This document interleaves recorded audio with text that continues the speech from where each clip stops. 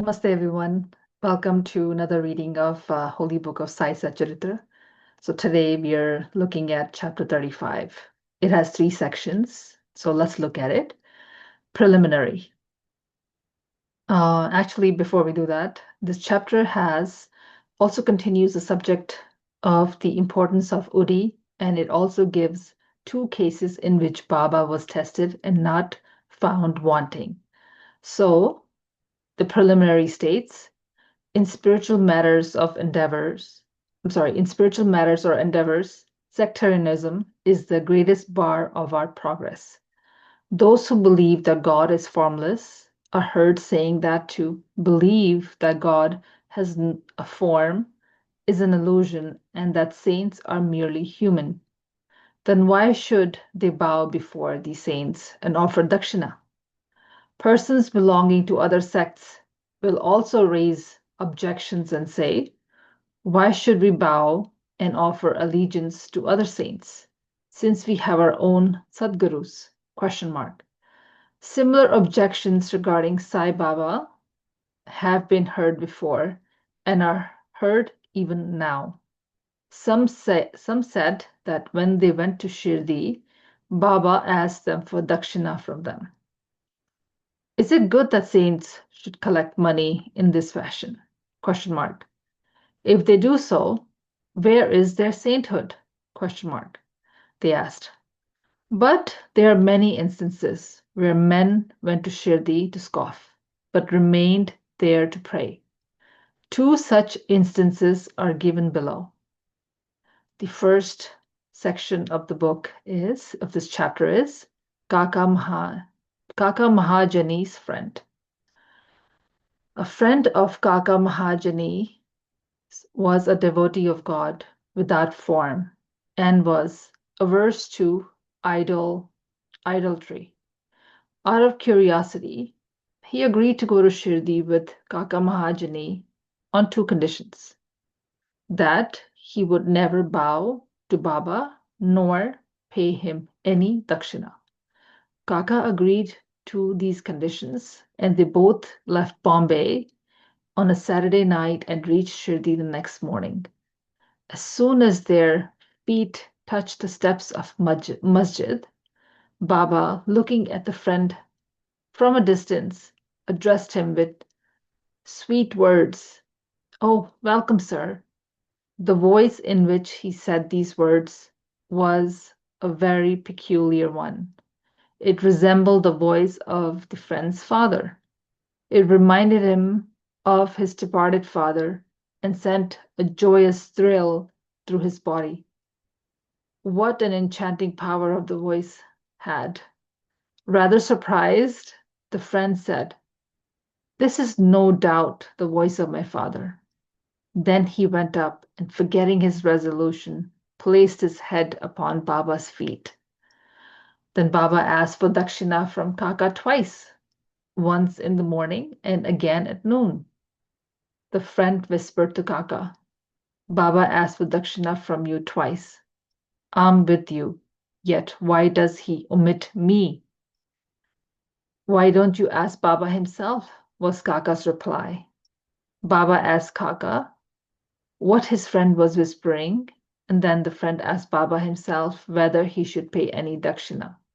Baba replied, "You had no mind to pay, so you were not asked. But if you want to pay now, you may." Then the friend paid 17 rupees as dakshina, the same amount that Kaka paid. Baba then addressed him with a few words of advice. "You go away with and destroy the wall, sense of difference between us, so that we can see and meet each other face to face." Then Baba allowed them to depart. Though the weather was cloudy and threatening, Baba assured them of their safe journey, and both of them reached Bombay safely. When he reached home and opened the doors and windows of his house, he found two sparrows had fallen dead on the floor, and one flew out through a window. He thought that if he had left the windows open, two sparrows would have been saved. But though but thought about it again and realized that they had met their fate and Baba had sent him back soon enough to save the third sparrow. Now the second section. Kaka Mahajani's boss. Kaka was a manager in the firm of Thakkar Dharamse Jethabai, a solicitor in Bombay. The boss and the manager were close. Mr. Thakkar knew that Kaka often went to Shirdi, stayed there for a few days, and returned when Baba permitted him to. Out of curiosity and in order to test Baba, Mr. Thakkar decided to go to Shirdi with Kaka during the Simga holidays. As Kaka's return was uncertain, Thakkar took another man with him as an associate. The three started together, and Kaka brought 2 seers of raisins, dried grapes with seeds, on the way for Baba. They reached Shirdi in due course and went to the masjid to receive Baba's darshan. Baba Sahib Tarkan was there, and Mr. Thakkar asked him why he had come there. To receive darshan, Thakkar replied. Mr. Thakkar asked if miracles took place here, and Thakkar replied that if to see miracles was not his intention, he said that the earnest intention of bhaktas were satisfied here. Then Kaka prostrated himself before Baba and offered the raisins to him. Baba ordered them to be distributed.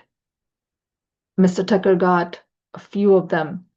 He did not like raisins, and he was advised by his doctor not to eat them without washing and cleaning them. So he was in a fix. He did not want to eat them, nor could he reject them. To keep up the formalities, he put them into his mouth, but did not know what to do with the seeds. He could not spit them out on the floor of the masjid, so he pocketed them against his wishes. He then thought that if Baba was a saint, how could he be ignorant of his dislike for the raisins, and why would he force them on him? When this thought arose in his mind, Baba again gave him some more raisins. He did not want to eat them, but held on to them. Then Baba asked him to eat them. He obeyed and found, to his surprise, that they were all seedless. He wanted to see miracles, and here was one. He knew that Baba had read his thoughts, and as per his wishes, converted raisins with seeds into seedless ones. What wonderful power! To test Baba further, he asked Tarkad, who was sitting nearby and also had raisins, "What kind of grapes you got?" Tarkad replied, "The variety with seeds."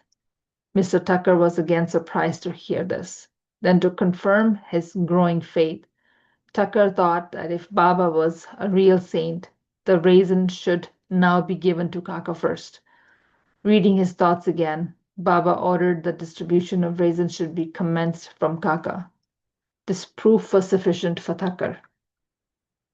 Then Shama introduced Mr. Thakkar as Kaka's boss, and upon which Baba said, "How could he be Kaka's boss? Kaka has got a different boss altogether." Kaka appreciated his reply. Forgetting his resolve, Thakkar bowed before Baba and returned to the Vada. After the noon arti was over, they all went to the masjid to take Baba's leave for their departure. Shama spoke for them, and Baba then spoke as follows. There was a fickle-minded gentleman. He had health and wealth and was free from both physical and mental afflictions. But he took on needless anxieties and burdens and wandered here and there, thus losing his peace of mind. Sometimes he dropped these burdens and at other times carried them again. His mind knew no steadiness. Seeing his state, I took pity on him and said, "Please keep your faith in any one place you like. Why roam like this? Stick quietly to one place." Thakkar at once recognized that this was an exact description of him. He wished that Kaka would also return with him, but no one expected that Kaka would be allowed to leave Shirdi so soon. Baba read his thoughts too and permitted Kaka to return with his boss. Thus, Thakkar got more proof of Baba's omniscience. Then Baba asked Kaka for 15 rupees as dakshina and received it. Baba then said to Kaka, if I take 1 rupee as dakshina from anybody, I have to return it tenfold to him.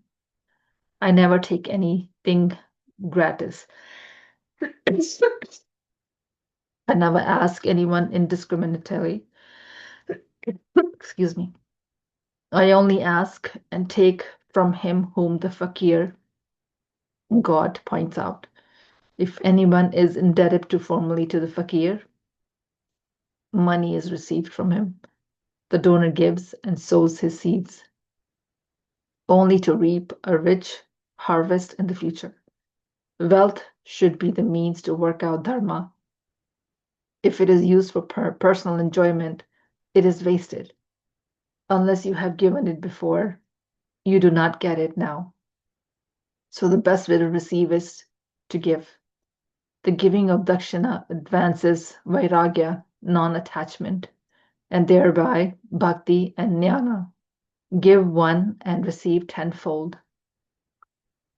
On hearing these words, Mr. Thakkar gave Baba 15 rupees as dakshina, forgetting his resolve not to do so. He felt he had done well in coming to Shirdi, as all his debts were resolved and has learned so much. Baba's skill in handling such cases was unique. Though he did all these things, he was totally detached from them. Whether anybody bowed to him or not, or whether anybody gave him dakshina or not, it was the same to him. He never disrespected anyone. He felt no pleasure because he was worshipped and no pain because he was disregarded. He transcended the pairs of opposites, pleasure and pain. The third section, the insomnia case. A gentleman from Bandra had been suffering from insomnia for a long time. As soon as he fell asleep, his departed father appeared to him in his dreams and abused and scolded him severely. This broke his sleep and made him restless the whole night. This happened every night, and the man did not know what to do. One day he consulted a devotee of Baba about this.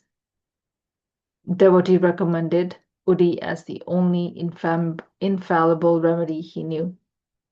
He gave him some Udi and asked him to apply a little of it to his forehead before going to bed and keep a packet of Udi under his pillow.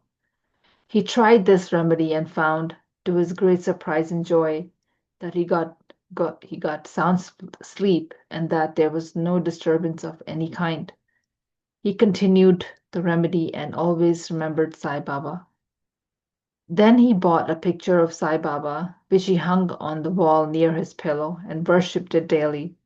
On Thursdays, he offered a garland and nevedya. Then he got on well and forgot about all his troubles in the past.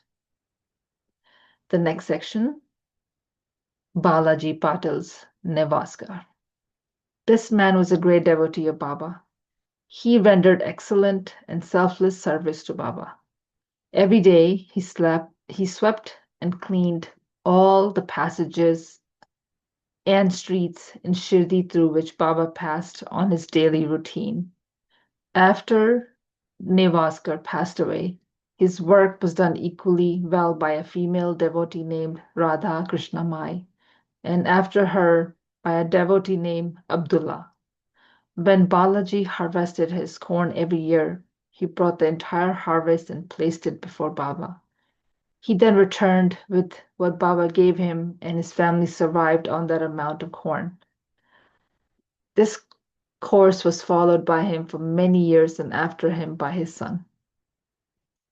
The next section is the power and efficacy of Udi. Once on the day of Balaji's death anniversary, a certain number of guests were invited and dinner was prepared for them. But at dinner time, it was found that thrice the number of people invited had turned up. Mrs. Nevasker was in a fix.